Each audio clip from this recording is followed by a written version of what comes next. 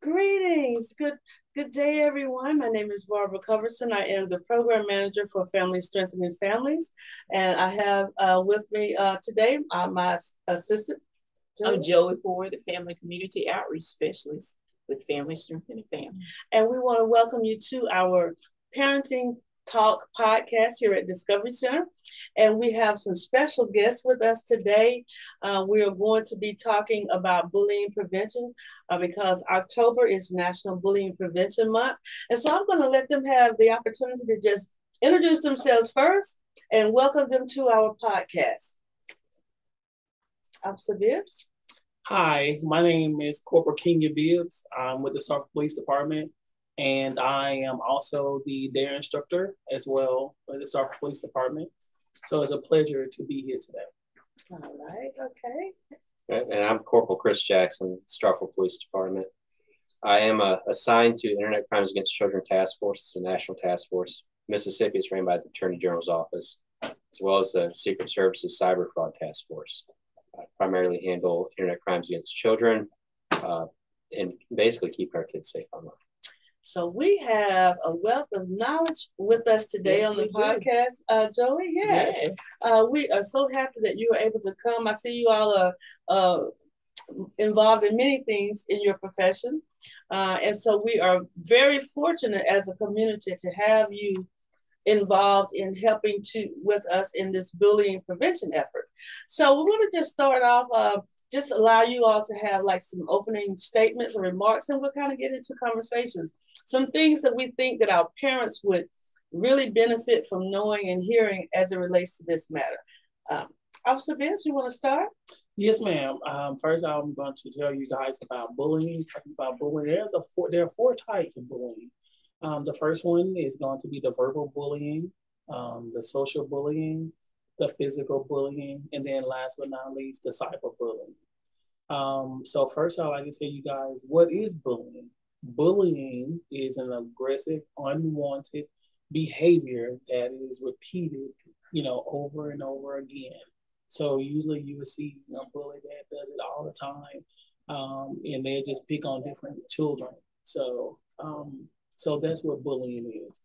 The verbal bullying is when they're actually speaking and they're actually doing the name calling, the teasing, saying mean things, using mean words, ugly words. So that's another type of bullying. Also, when it comes to the social bullying, you might hear them, get with their friends. The other bully, they with their friends, and they tend to sit there and they gossip about the person that they are picking on. You'll see it when in little tight groups with their friends, and you'll see it. The physical bullying, as you guys know, is when you actually physical, mean when you actually doing it, when you actually using your hands, or you throwing objects and things like that. Usually, when you see the kids in school, when they're with their friends, they usually they might have.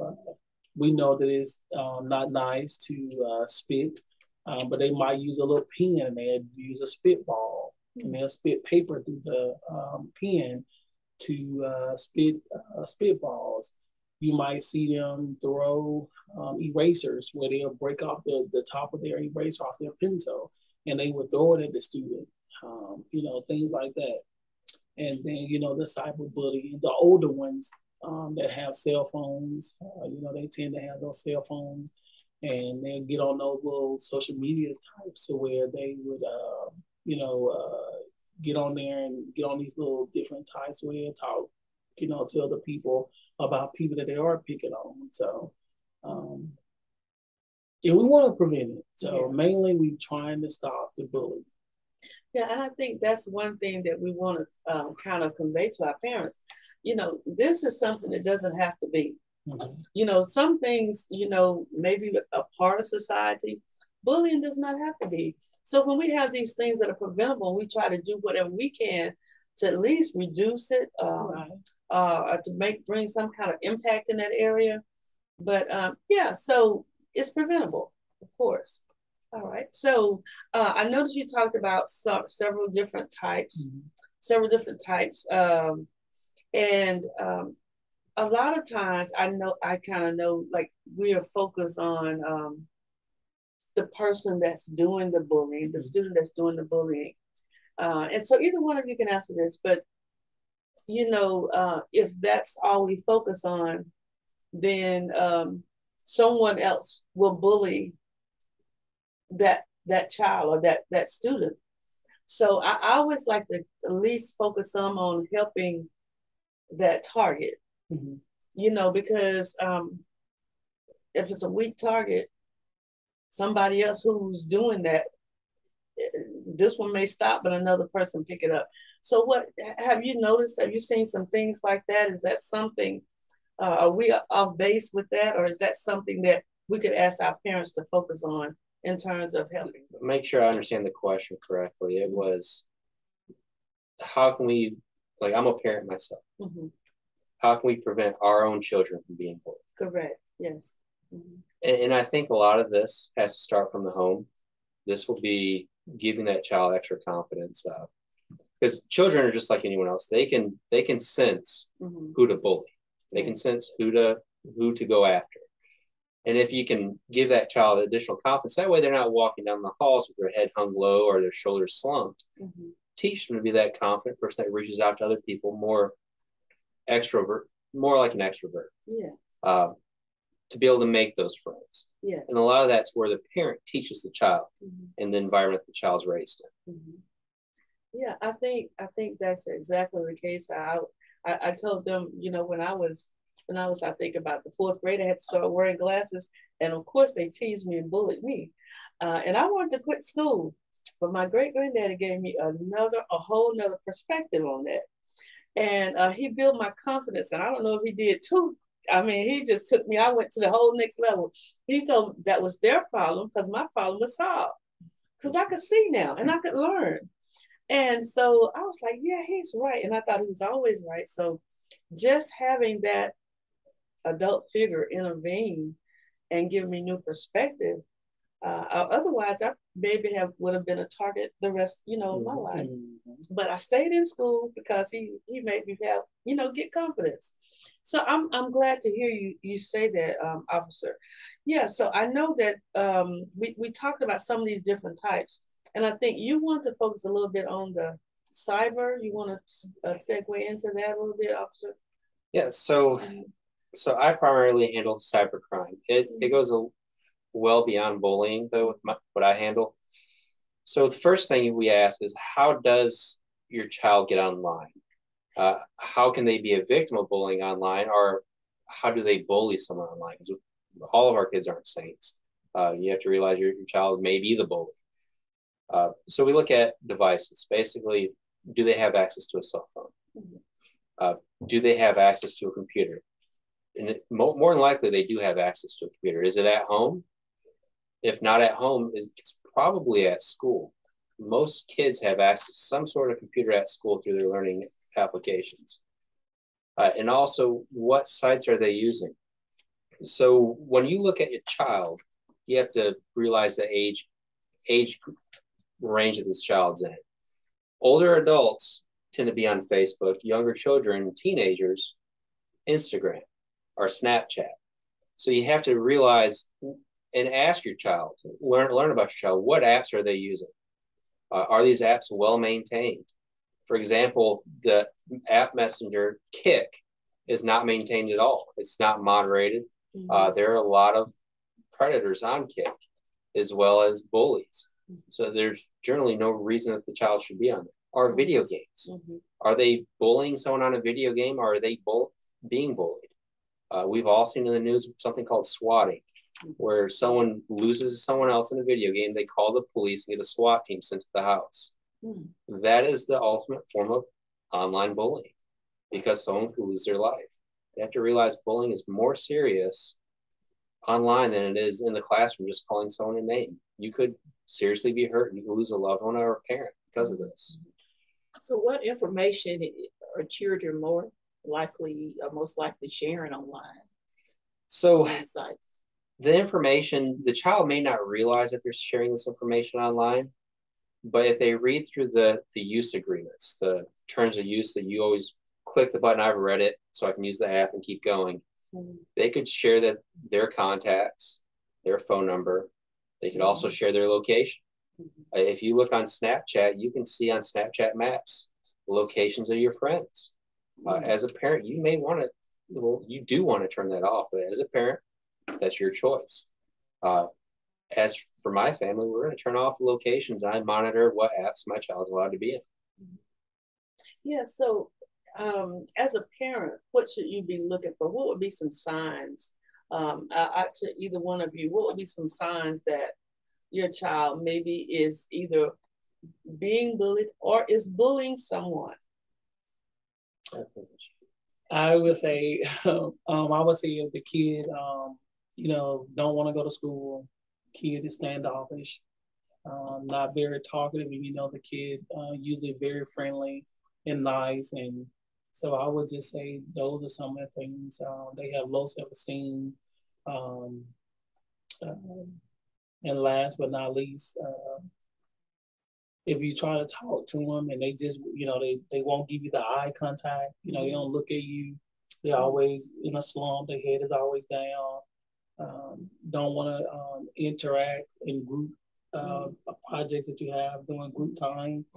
Then I would say check into it and, try to talk to them. As parents, and I'm sure parents listening, you know your child. You can tell when your child's lying to you. You know the little cues.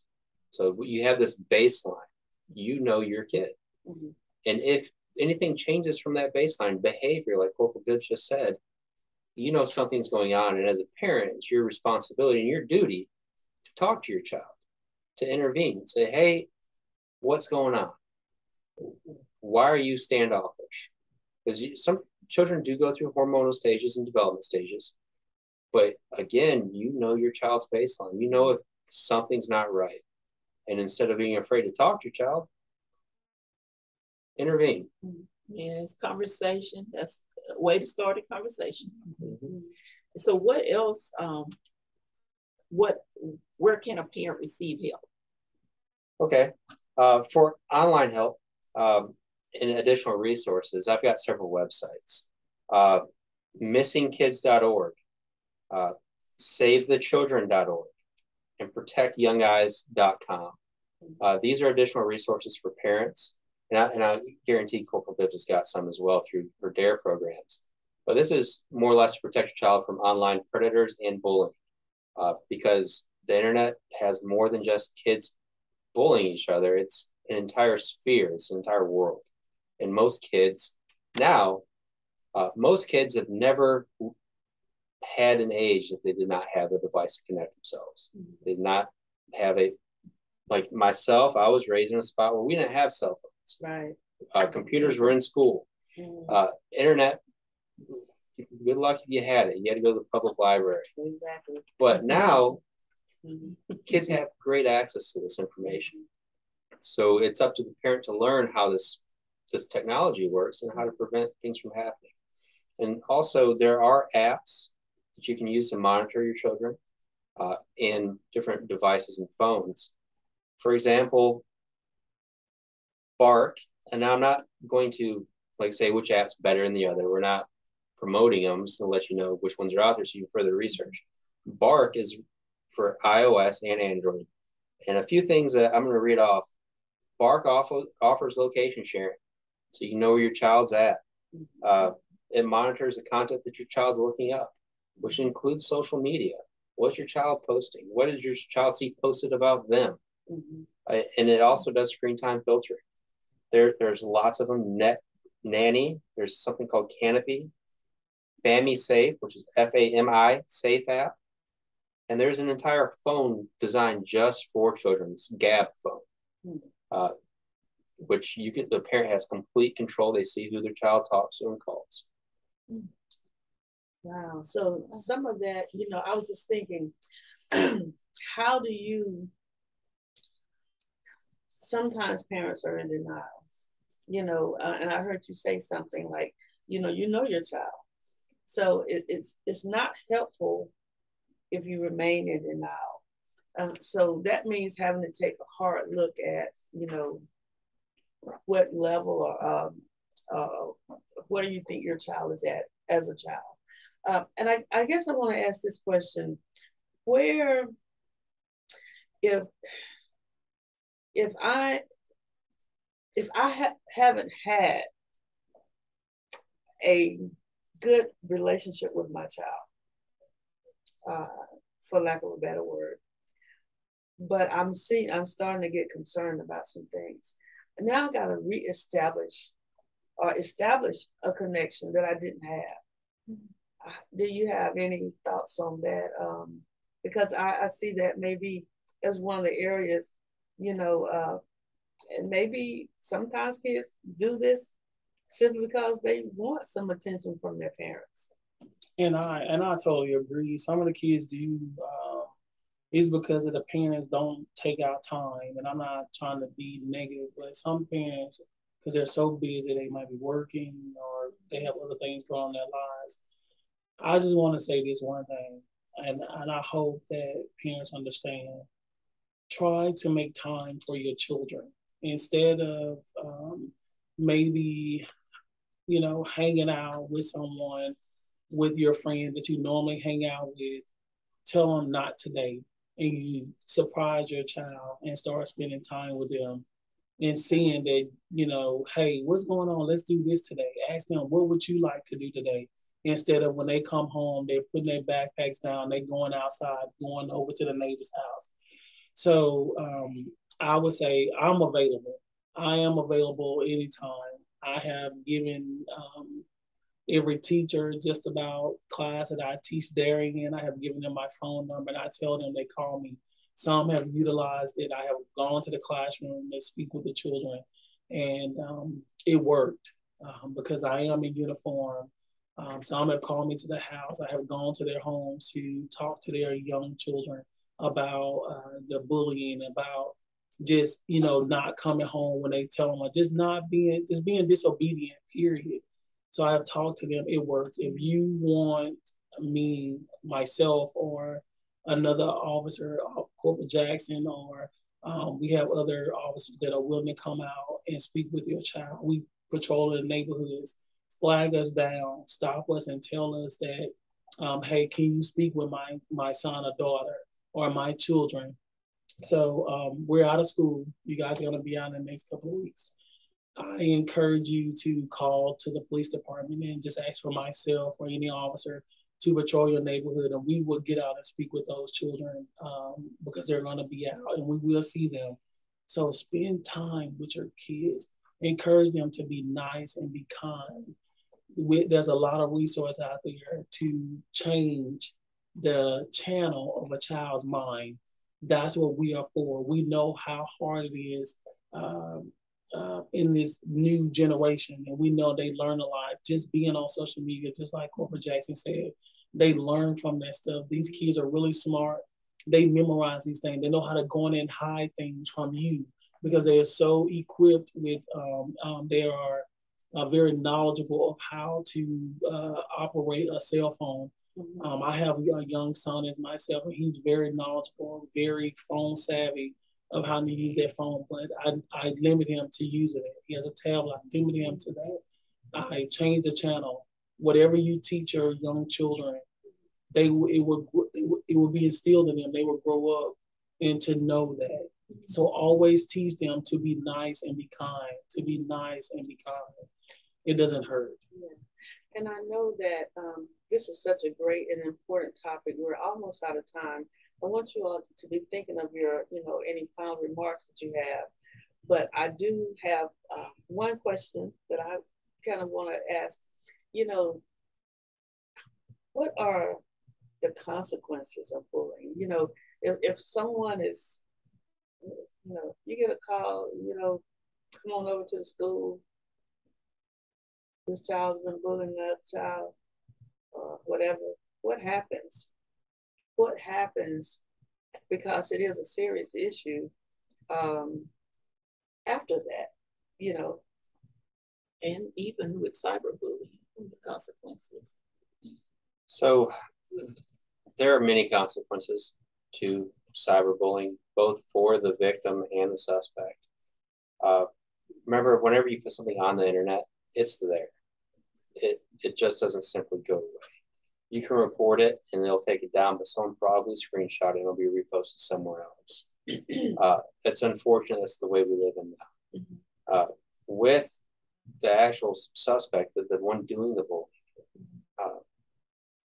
there could be repercussions as juvenile detention, some sort of court filing, and we don't want it to get to that point. But for example, if you look on the internet, you will see, I spoke of swatting earlier.